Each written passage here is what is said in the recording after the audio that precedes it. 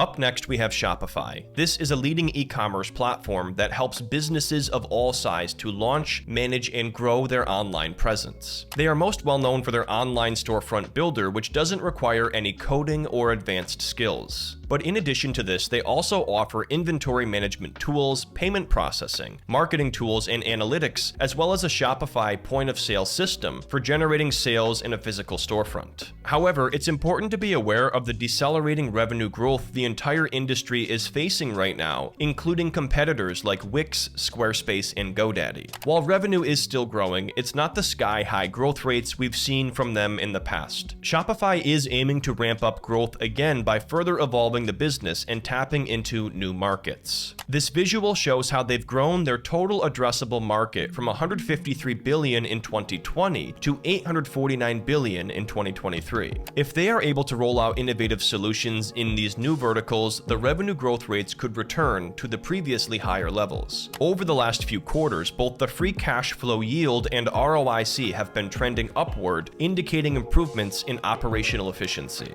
Right now, Shopify is prioritizing growth by tapping into new markets versus prioritizing high profits at this point in time. Our analyst calculated a fair intrinsic value for Shopify stock of roughly $55, which implies overvaluation by roughly 6.5%. But keep in mind, the goal is to buy great businesses at reasonable prices that are expected to grow over time. And Shopify is prioritizing growth right now over high profits. If they were optimized for profits right now, the valuation would be much higher.